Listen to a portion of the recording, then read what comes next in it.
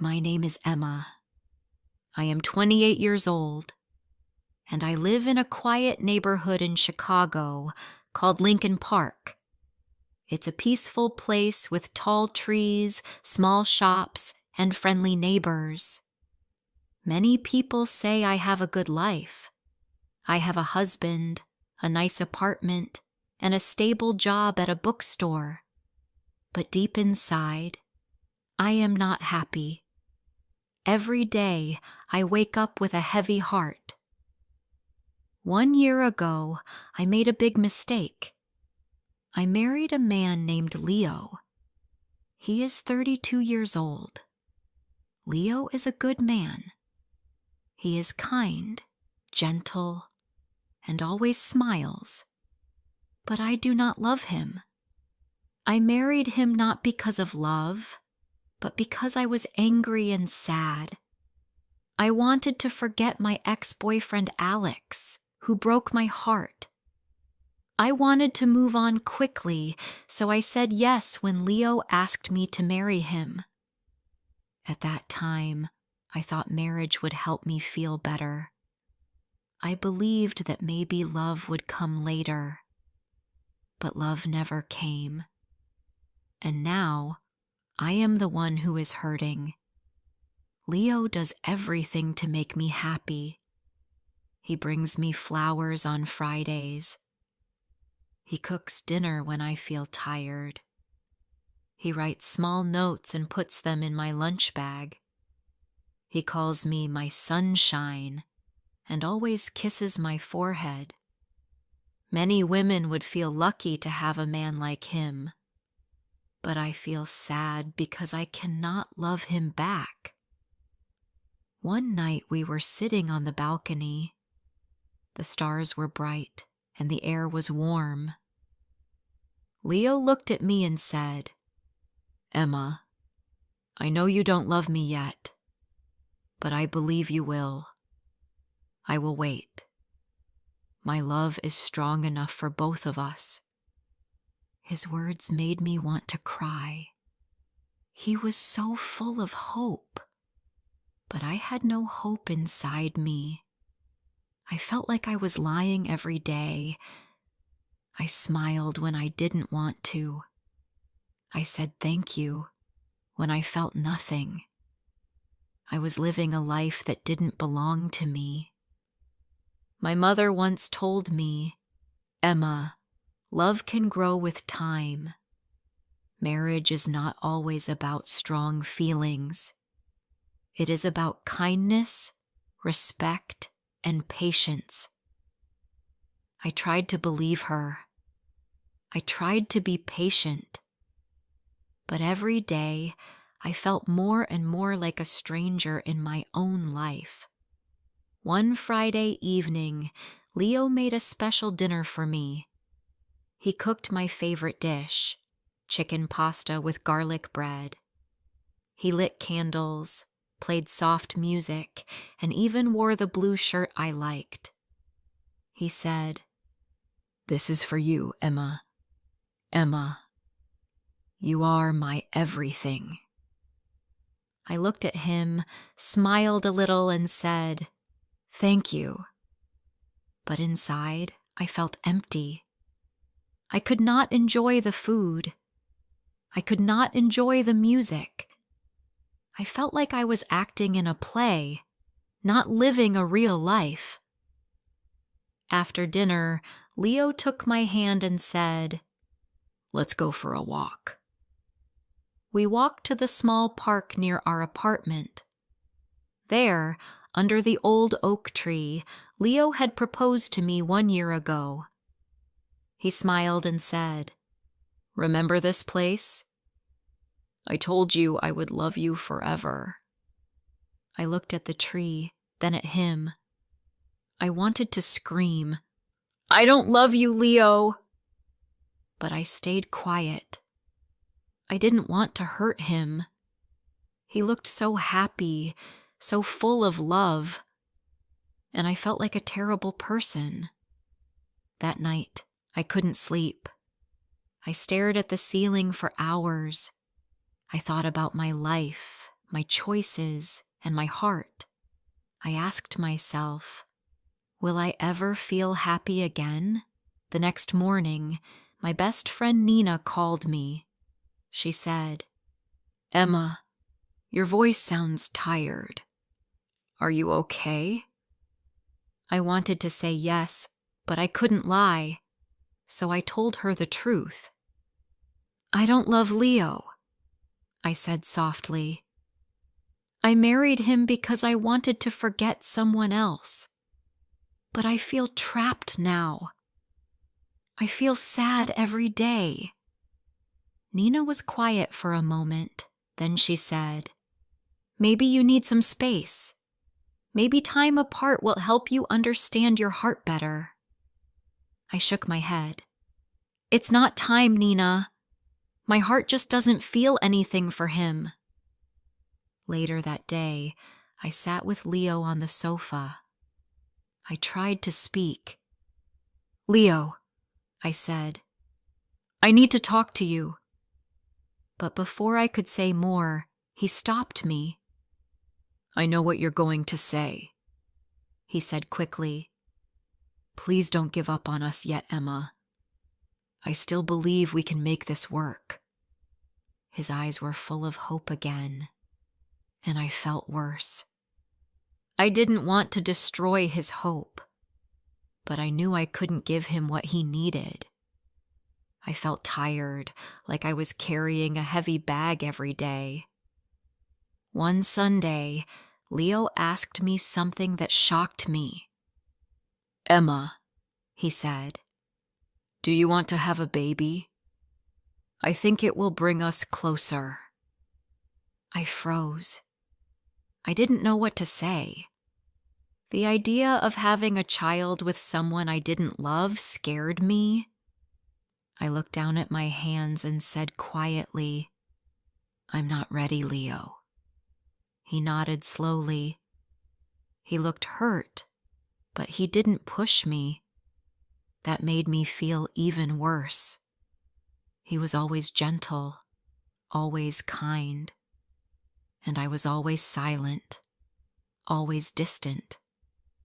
That night, I wrote in my journal, "I feel like I'm drowning in this marriage. Leo is a good man, but I can't be the wife he deserves." I also wrote, "Sometimes I want to leave, but I'm scared.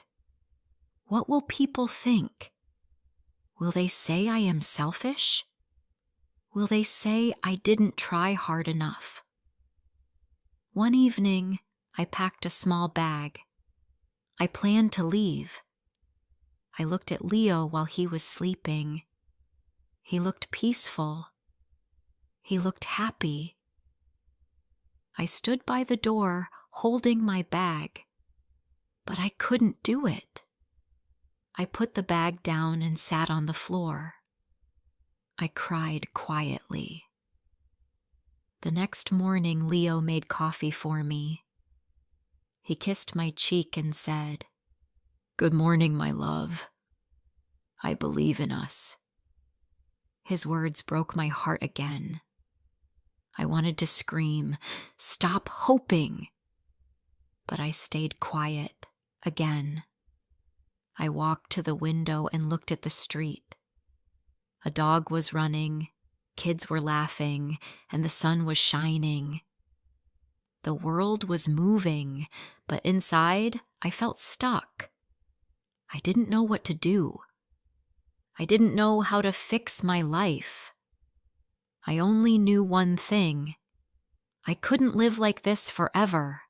Before I share the rest of my story, I want to ask you something. Where are you listening from? It gives me strength to know someone is hearing my words, someone who understands. Please tell me in the comments. I would really love to know. The days passed slowly. I woke up every morning, made breakfast, went to work at the bookstore, came home, and smiled for Leo. But inside, I was tired. I was tired of pretending. One Saturday, Leo came home early with 2 movie tickets in his hand. He said, "Emma, let's go out tonight. Just you and me. I want to see you smile again." I nodded and said, "Okay." But I didn't want to go. I just didn't want to say no. That evening, I wore a nice dress and put on lipstick. I looked happy, but I didn't feel happy. At the theater, Leo held my hand. He laughed at the funny scenes. He looked at me often, hoping to see joy on my face. I tried to smile, but my smile didn't feel real. After the movie, he said, "That was fun, right?" Said, "Yes, it was nice." But deep inside, I felt cold. When we reached home, Leo made tea for both of us. We sat on the couch, and he put his arm around me. He whispered, "I missed you, Emma." I looked away. I didn't answer. I felt bad. I knew I was hurting him every day, not with words, but with silence. The next morning, I went to see my friend Nina. We sat at a cafe near the lake. The sky was cloudy and the wind was cold. Nina looked at me with worried eyes. "Emma, you don't look well," she said. "You look tired." I took a deep breath and told her everything again. "Nina, I feel like I'm in a box with no door. I want to leave, but I'm scared. Leo is a good man. Everyone will hate me if I hurt him."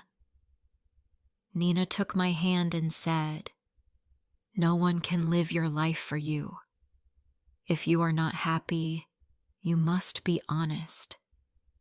Leo deserves the truth, and so do you."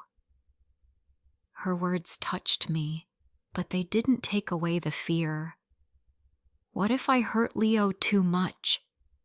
What if I regret leaving? That night, I sat by the window and looked outside.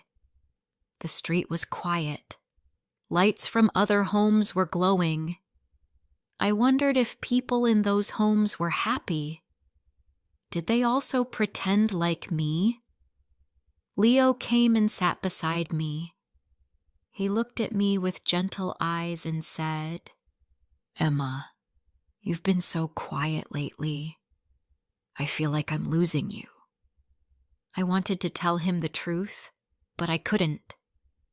I looked at him and said, "I'm just tired. Work has been busy." He didn't say anything. He just nodded. I could see the sadness in his eyes.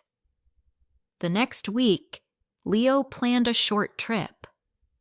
He said, "Let's go to Lake Geneva for the weekend. Just you and me. Maybe the fresh air will help." I didn't want to go, but I said yes again. I didn't want to hurt him. We drove for 2 hours. The lake was calm, the trees were green, and the sky was blue. It was beautiful, but I felt nothing inside. Leo booked a small hotel by the water. In the evening, we walked along the shore. He took pictures and laughed. He held my hand and said, "This is nice, right?" I didn't know what to say. My heart was silent. I felt like I was walking in a dream that wasn't mine. That night in the hotel, Leo gave me a small box. I opened it and saw a necklace with a tiny heart. He said, "This is for you. My heart is yours." I looked at the necklace and felt tears in my eyes. Not because I was happy, but because I knew I didn't deserve his love. "Thank you," I said, my voice low. Later, when he fell asleep, I sat on the floor near the bed. I didn't want to cry out loud. I just sat there, thinking. I thought about the day we met. I remembered how kind Leo was to me when Alex left. He helped me, listened to me, and made me smile again. But I never felt love for him. I married Leo because I was broken. I didn't think clearly. I thought being with someone nice was better than being alone. But now I see, it is worse to live without love. When we came back to Chicago, I started writing letters to myself. I didn't show them to anyone. I just wrote what I felt. One letter said, "Emma, you are not a bad person. You made a mistake, but you didn't do it with hate. You wanted to feel better, but now you must be brave. You must find your truth." Another letter said, "Leo is not your enemy. He is a good man, but he is not your home. You cannot give him what he needs." Writing helped me understand myself. It helped me see my own pain clearly.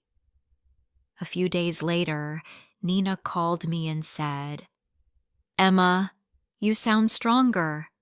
I said, "I'm thinking about telling Leo everything. He deserves the truth." She said, "I'm proud of you." That evening, I made tea and asked Leo to sit with me. My hands were shaking. "I need to tell you something," I said.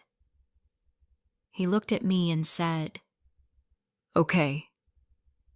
I took a deep breath. "Leo, I care about you. You are a good man, but I don't love you. I never did. I married you because I was hurting. I thought love would come later, but it didn't." Leo was quiet. He didn't move. His face was calm, but his eyes were wet. He said softly, "I knew, Emma. I saw it in your eyes. I just didn't want to believe it." Tears rolled down my cheeks. "I'm so sorry," I said. "I never wanted to hurt you." Leo nodded. "I love you, Emma. I really do. But I can't be the only one trying. If your heart isn't here, I can't hold you back." His words broke me. He was still kind. Even when I was honest, even when I gave him pain, he stayed kind. We sat in silence for a long time. No shouting, no blame, just sadness. Real, quiet sadness. That night, I slept on the couch. I looked at the wall and whispered, "I told the truth. I finally told the truth." I didn't know what would happen next. I didn't know if I would leave soon or if we would talk more. But I felt lighter. For the first time in months, I felt like I was breathing. The next few days were quiet. Leo and I still lived in the same apartment, but we didn't talk much. We both needed space to think. I slept in the small guest room. He slept alone in our bedroom. In the mornings, Leo still made coffee. He still left a cup on the kitchen table for me. But now, there were no notes, no smiles, just silence. I went to work and tried to stay busy. I helped customers at the bookstore. I arranged books, cleaned shelves, and answered questions. but my heart was not in the work.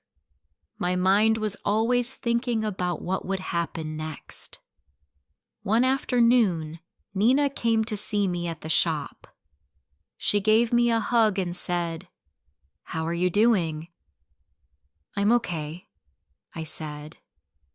"It's hard, but I feel more honest now." Nina smiled. "That's a good start. What will you do next?" "I think I need to leave," I said quietly.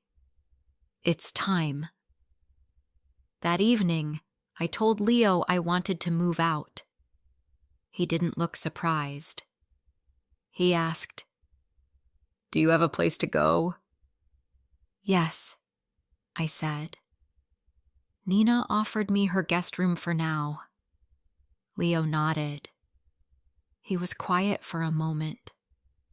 Then he said, "Emma, I'm not angry. I'm just sad. But maybe this is the right thing." I felt tears in my eyes. "I never wanted to break your heart," I said. He gave a small smile. "You didn't break my heart, Emma. I gave it to you freely. Even if you couldn't keep it, I don't regret loving you." His words were kind, but they made my heart ache. The next morning, I packed my clothes and a few books. I didn't take much. The apartment felt heavy with memories, even though we had only lived there for 1 year. I looked at the small things: his coffee mug, our wedding photo, the blanket we used while watching movies. Leo helped me carry my bag to the door. He said, "If you ever need anything, call me." I nodded. "Thank you for everything, Leo. You were always good to me." He looked at me one last time and said, "Take care, Emma." Then I walked out of the apartment. Nina was waiting in her car. She smiled and opened the door. "Let's go," she said. I sat beside her and we drove away. I didn't look back. At Nina's apartment, I sat in the small guest room and cried. Not because I missed Leo, but because I felt so many things: guilt, sadness, fear, and also a little hope. For the first time, I had made a choice for myself. I had said the truth. I had taken a step forward. The days passed slowly. I stayed at Nina's place for a few weeks. I helped her with cooking, cleaned the dishes, and sometimes watched movies with her. She never pushed me to talk, but she was always there when I needed to cry. I started going for long walks by the lake. I watched people walking their dogs, riding bikes, and drinking coffee on benches. I liked watching life go on. It helped me feel calm. One day, I walked into a small cafe and saw a flyer for a creative writing class at the community center. Something inside me said, "Try this." So I signed up. The class was small, just 8 people. We wrote stories and read them out loud. At first I was shy, but slowly I started to enjoy it. I wrote about my feelings, my past, and my hopes. One evening after class, I wrote something in my notebook. I lost love before I even found it, but now I am finding myself. That sentence made me smile. A few weeks later, I got a message from Leo. He wrote, "Hi, Emma. I just wanted to say I hope you're doing well. I'm taking some time for myself too. I've joined a cooking class, It helps me stay busy. No pressure to reply. Just wanted you to know I'm okay. I stared at the message for a while. Then I replied, Hi, Leo. Thank you for your message. I'm glad you're doing okay. I'm in a writing class now. It's helping me too. Wishing you peace and happiness. We didn't talk again after that, but it felt good to say goodbye in a kind way. Months passed. I found a small studio apartment near the bookstore. It wasn't fancy, but it was mine. I painted the walls light yellow. I put flowers in the window. I hung a picture of the lake. Every morning, I made my own coffee. I sat at the window and watched the world outside. I felt lonely sometimes, yes, but I also felt free. I still thought about Leo. I hoped he would find someone who truly loved him. He deserved that.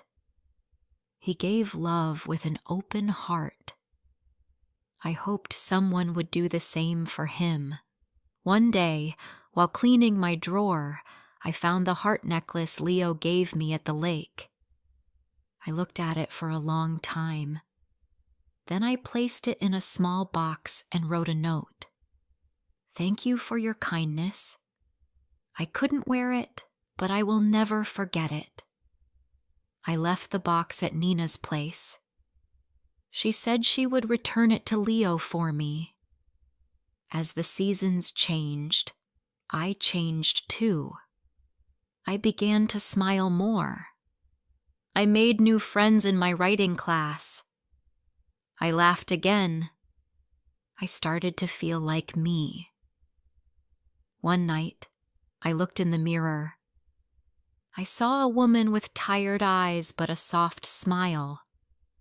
A woman who had been lost but was now walking her own path. I whispered to myself, it's not a perfect story, but it's mine. I am still learning, still growing. I don't know what the future holds, but I know one thing now. Never marry for the wrong reason. Never silence your heart. If someone out there feels like me, I want to say, you are not alone. It's okay to make mistakes.